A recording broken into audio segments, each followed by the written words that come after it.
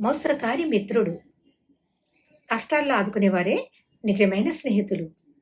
ఒక జింక, కాకి మంచి స్నేహితులు. ఒకసారి జింక నక్కతో కలిసి ఉండటం చూసి కాకి హెచ్చరించింది. గుంటనక్కల్ని నమ్మకూడదు. చాలా ప్రమాదకరమైనవి. జాగ్రత్త అని చెప్పింది. జింక వినలేదు. నక్కతో కలిసి ఒక రైతు పొలానికి వెళ్ళింది. అక్కడ రైతు వేసి ఉంచిన వలలో చిక్కుకుంది.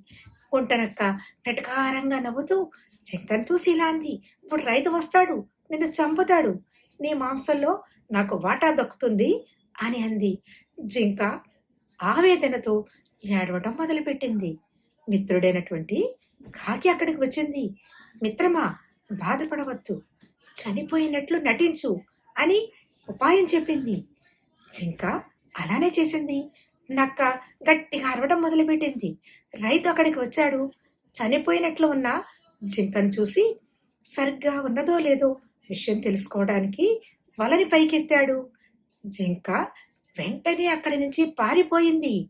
తీవ్ర కోపానికి గురైనటువంటి రైతు గుంటనక్కను గట్టిగా బాది అక్కడి నుంచి తరిమేశాడు. నటన చేసే మిత్రుల కంటే నిజమైన మిత్రుల హెచ్చరికలు మనల్ని కాపాడతాయి.